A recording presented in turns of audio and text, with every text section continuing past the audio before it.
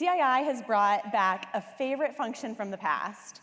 It's called our Implementation Champion.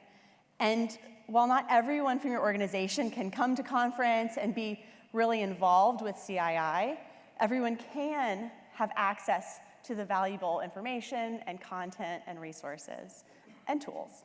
And that's why having someone in your company who's committed to be that implementation champion is so important for not only your companies, but also for the ability for CII to thrive. The IC is one of the most important components of making your membership here really successful. So in this next presentation, you'll learn about how your company can benefit from having people in this role. Please join me in welcoming Mike Pappas with Los Alamos National Labs, Aasim Raza with Fluor, and Paul Williams with Pathfinder to the stage.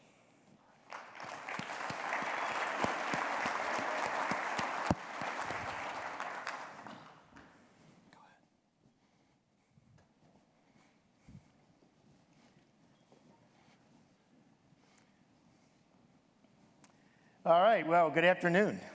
And great to see you all come back after lunch. I know it's a tough decision.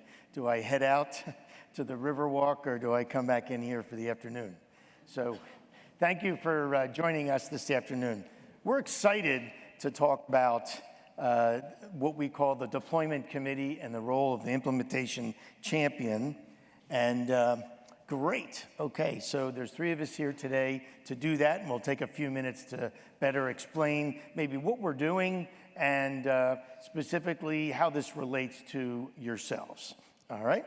So first, I guess I want to introduce this idea of, come back to the comment about what is this implementation champion? What is that function? And, when we think about the role of implementation champion, it's the connection between the research and all the work that we do at CII and your organization. And as I sat this morning and I listened to some of the topics, and I'm thinking about, wow, like portfolio management and advanced work packaging, these are great concepts. There's tremendous data being presented about the effectiveness of that. And then you think about, okay, how do I make that happen in my organization? How do I take that knowledge and make it part of what we do? So the deployment committee, that's really our role, not to, do this for you, but really to, assist in, making this happen within your organization. And so we look to the role of probably someone in your organization that we refer to as the implementation champion. And what's interesting about that role is, I think in the past, many people have thought of that role as someone who has to be an expert in, these tools, in advanced work packaging, in portfolio management, or whatever, the subject might be at CII. But what we're finding more and more is you really need to be an expert in your internal change management process. That's interesting, because so many of us are kind of technical professionals. We don't really think about, oh, gee, this is really a challenge in, kind of moving the needle within my organization. But in fact, we see that's the case much of the time. This idea of successful implementation is something that's been around for a long time. I've got some notes here. As early as 1984, there was an initial SP14, which was all about tool implementation and how we're successful in implementation. In 91, we actually had a research team look at barriers for implementation, okay? That's what, 30 some years ago, right?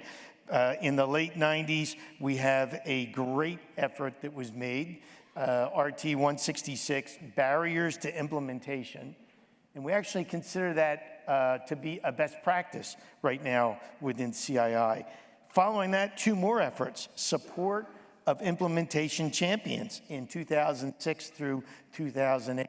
Also a best practice. And then most recently, we have a implementation strategy committee that produced a good document here back in 2014, 2016 timeframe, which was titled From Vision to Action. So a lot of work has been done at CII over many years to say, hey, how do I move this knowledge, this content, this information over to my organization? The interesting thing is we still kind of struggle with that. So how can we be more effective? How can we make this happen within our organizations? So within the deployment committee, we've been tasked with really two challenges here this year, 2023, and we've set up work teams to work on those. The first is called Improved Orientation and Onboarding Process. And this is all about, okay, how do we make sure that as new organizations, new members of CII, become engaged, how do we help them on this journey? What can we do to enhance the transfer of knowledge, yes, but also, get them kick-started on their own implementations within the organization? How can we do that? So we have a work team that's specifically looking at that. And we have a work team that's looking at, okay, if we do have this role of implementation champion, how can we make that implementation champion successful? So in the case of, the orientation and onboarding, we're looking at that and we're trying, our objective there is, and I'm reading, design and implement a consistent and more effective initial orientation and continuing onboarding and re-onboarding process, which leads to initial success. See, that's the key, initial success in CII engagement and deployment of CII practices. So we're very excited about that because this is leading us to look at not only an orientation effort, which is that initial, hi, how you doing? Great to have you here as a member, but it's also something that we're calling onboarding, which is assisting organizations as they go through the months and maybe even years after they join CII to help them, find the keys to how to make this work in their organization. In that other work team we're involved with, we have this notion of supporting the implementation champion, okay? And so that's driving at what are the levels and types of support that is needed for people in that role. And we're going to hear from a few implementation champions here coming up in just a moment. So the idea there is let's try to make sure we have the necessary support and coordination with CII and also to help them, by facilitating not the content of CII, but the methods of being successful in implementation, and hopefully offering peers and mentors that can help with implementation within the organization. And so what I'd like to point to is some of the findings that we've had, these work teams, over the last 5 or 6 months. Some of what we've done here is we have interviewed members. And the purpose of these interviews is to try to identify today, what are the current barriers and opportunities within member organizations to try to be more successful, all right? And so I'm gonna name 3 that we found to be really at the top of everyone's list. The first I list here, I use the word culture. And what I mean by culture is, what is the readiness of your organization to accept new ideas? When we think about implementation, that means, we're going to do something different. So what is our readiness? Are we the kind of organization that pursues the latest and the greatest? Or are we very much comfortable with where we are today with status quo? And this is a litmus test for how well we probably will do with implementation is, are we out there looking for new opportunities? I sat today, I listened to those, 2 presentations this morning, one on AWP and one on, the portfolio, what I'll call effectively, managing your portfolios. And, for me, in my role as a consultant, I see so many organizations that would benefit from implementing both of those. But, are those organizations ready? Do they feel this is right for me? Do they see the benefit? Okay, so this idea of, is my culture ready? I think that's what we're going after. The second one I wanted to point to is, do we have a process for doing that? Does my company have a methodology by which we take on new ideas and we do something with them? Regardless of whether it's CII or some other organization or information that we see or technology, but are we ready to adopt new ways of working? And if we have a process set up, that helps us a lot. So having, the culture and the process, two key pieces of the puzzle. The third piece of the puzzle, I think, is, perhaps obvious, but maybe not so, is, do we have the management support? Does the leadership of our organization think, hey, this is a great idea? And how do we secure that? How do we ensure that that gets brought to everything that we do? So I think when we take advantage of, and hopefully instill or help ensure that, we have the right culture, we have the right mindset, hopefully if we can help our organization and understand what our processes look like and we can gain that management support, then we can be a lot more effective in any change, any improvement that we're trying to make, not just implementation of CII content. So I think for us, I think that's the key. Now, as we look at our membership in CII, we recognize that, there's a lot of different types of organizations, owners versus contractors versus service providers, large versus small. Perhaps we've got, some organizations that focus on specific areas of industry, others are broad across many areas.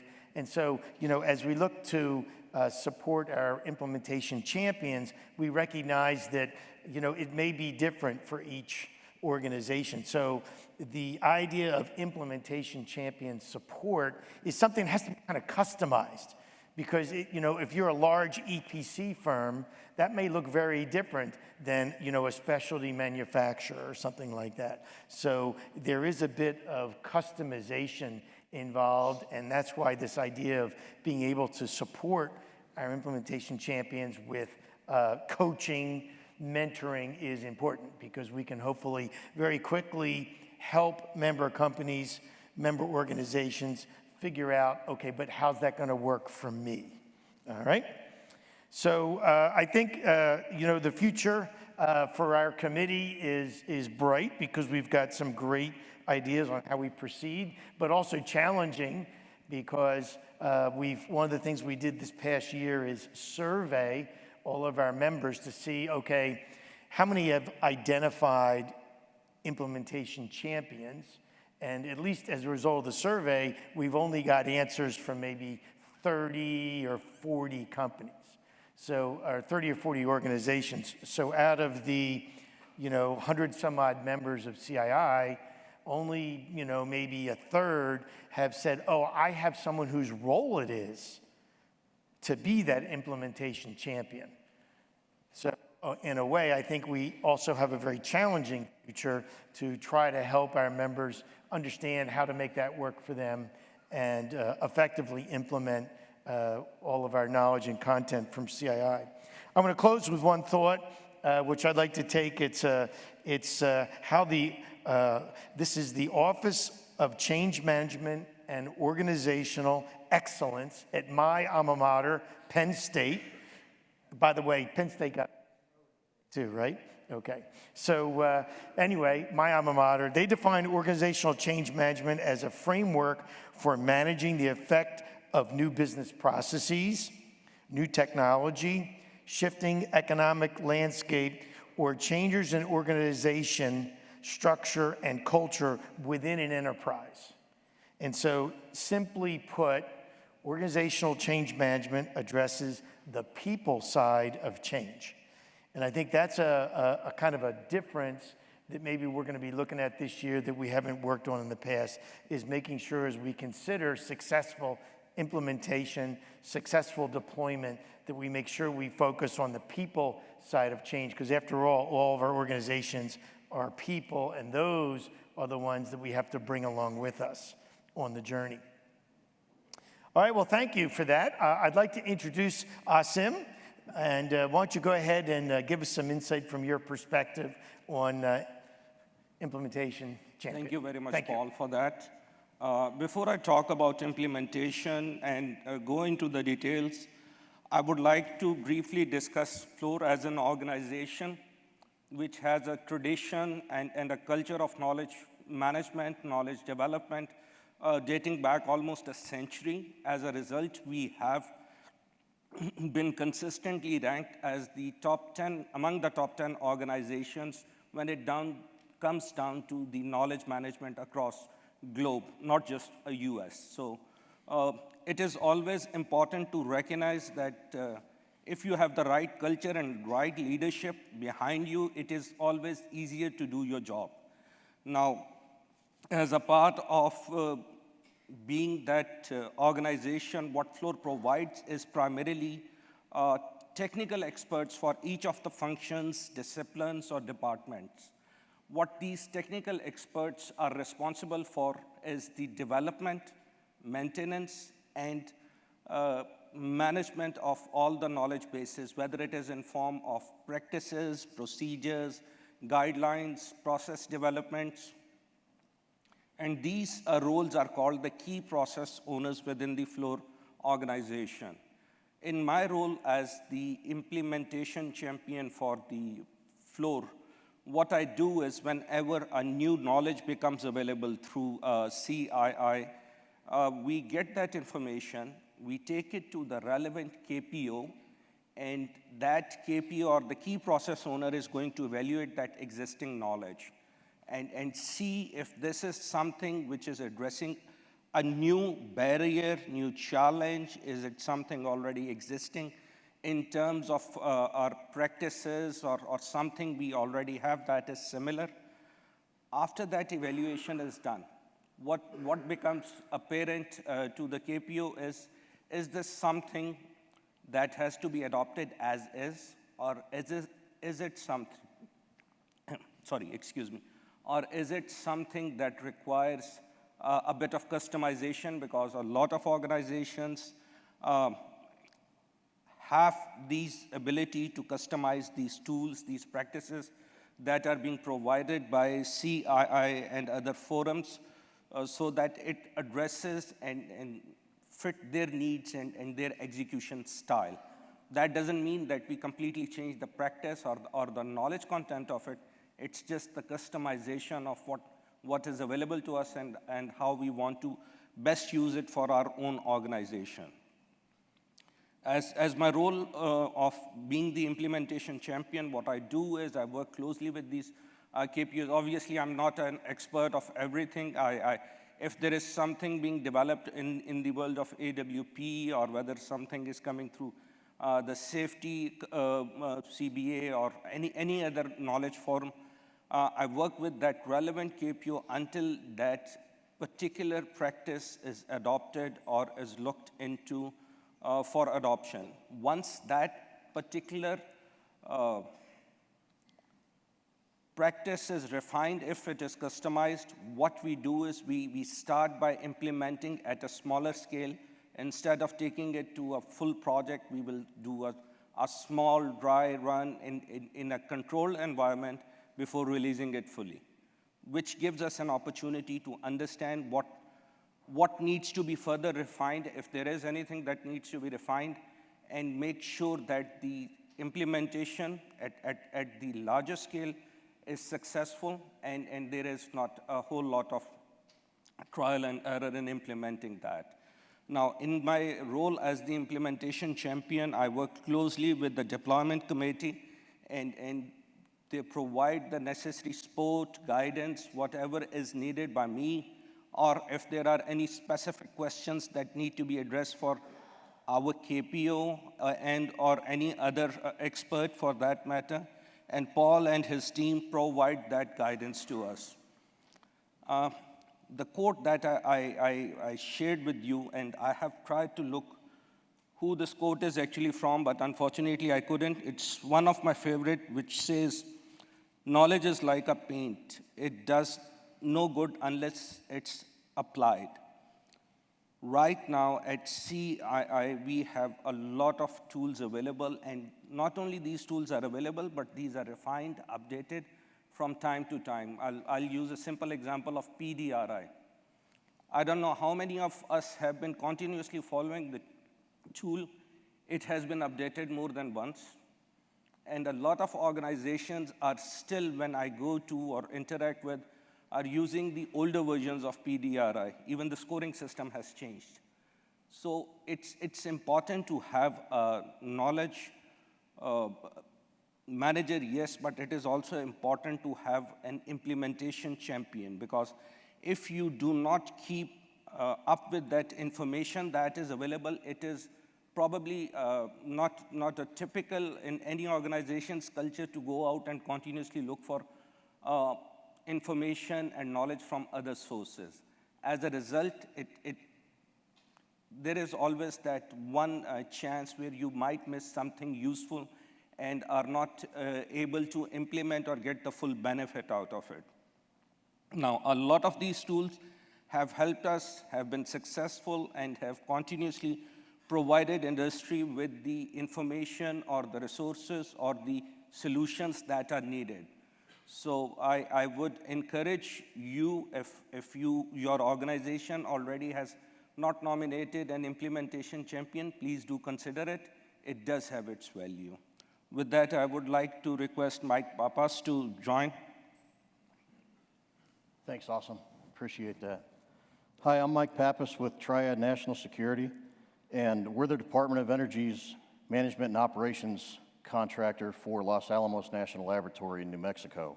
And I've been there about 2 years. I've been involved with CII in different capacities for about 20 of the last 25 years. And let me just say, this is a great crowd for the 40th anniversary. Good to see all of you and glad you're here. I'm the vice chair of the deployment committee working with Paul, and I'm also Los Alamos Implementation Champion. Getting started, getting some traction is really important, obviously. And getting some traction or the desire to change has to overcome the inertia of this is the way we've always done it here. When I was a consultant, getting started sometimes was relatively easy because the client at least got to the point where they were asking for help. A typical introductory call would include a description of their problem, or at least some of the symptoms. And sometimes they'd even ask specifically for what they wanted. You know, hey, Mike, we want you to come facilitate a PDRI session. Sometimes the root cause took some time to identify, but at least the client was aware that they had pain. Some of you know Dick Westney. He once told me, never underestimate the benefit of working with somebody who knows that they need help. And he was definitely right about that. Now, getting started inside a company is a different animal. The inertia is staring you in the face every day, daring you to make some kind of change or improvement. This is especially true when there are a lot of required project processes and reviews like there are with the DOE. I'm in a PMO, and our 90 project managers, in talking with them, the biggest challenge that I've had so far is who has time for another project review, especially one that's not mandated by DOE. So what have I done about this? I've given a few presentations to my PMs about some of the CII tools that I've had success with and the type of questions that they're designed to answer, because I know they need to address those same questions on their projects. Have I done enough front-end planning? Use the PDRI. Have I thought widely enough about risk management? Use the IPRA. Am I ready to deploy my construction forces into the field? Look at the construction readiness assessment tool, and so on. I've also offered to facilitate the reviews for them, and because I charge my time to overhead, that's free to the projects, which the PMs love, right?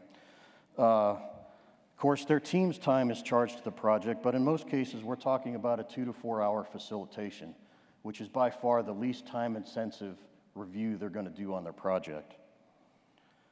I've been working with my counterpart who leads the project execution office, and we're talking about emphasizing the PDRI in the next year. And so we're identifying a few pilots to show our PMs how useful it can be in helping to manage scope risk and preventing change during construction, which is one of our pain points. At the same time, I'm working with our early planning group to introduce the IPRA in order to identify risks earlier in the project lifecycle and thus be able to address them more proactively. And finally, we're beginning to build our internal CII organization. Who does what, who's in which CBAs, who's in which committees, et cetera. We know that long-term membership depends on getting a number of people involved in the organization. So getting started in my situation is based on understanding the pain points, how the tools are designed to help a project manager, and then making the case to use the tools on their projects. It's been a challenging sell, but I'm looking forward to getting the pilot projects underway and then going from there. And now a word from our sponsor. If you've been designated as your company's implementation champion, or if you're interested in the characteristics you should look for to identify your company's implementation champion, or if any of these issues sound familiar, please come to our first Implementations Champion Forum, which is going to be on Thursday from 8 until noon in conference rooms 20 and 21. More than 50 people will be there to share experiences and ideas on how to most effectively extract the value from the CII processes by implementing them on our projects. Thank you.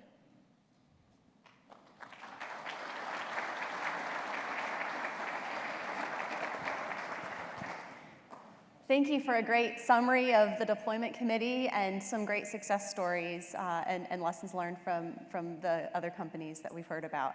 We have a few minutes for Q&A, so I will throw a few your way. First question, how do we make sure that the champions can quickly get to and find the information that CII has available? I want to answer that. Mike? Okay. Well, it helps to be familiar with the website, although at the same time, we'll admit that the website isn't perfect, and sometimes it's challenging to find things. So one thing we can do, this is one reason that we are developing this Implementation Champion network so that we can ask each other and we can ask folks at the deployment committee, for instance, Erica Corbell knows our publications very well and can help us find the resources that we're looking for. Yeah, thanks, Mike. Aasim, this might be a good question for you. What if my company already has a lot of best practices that are CIIs or similar to what CII recommends?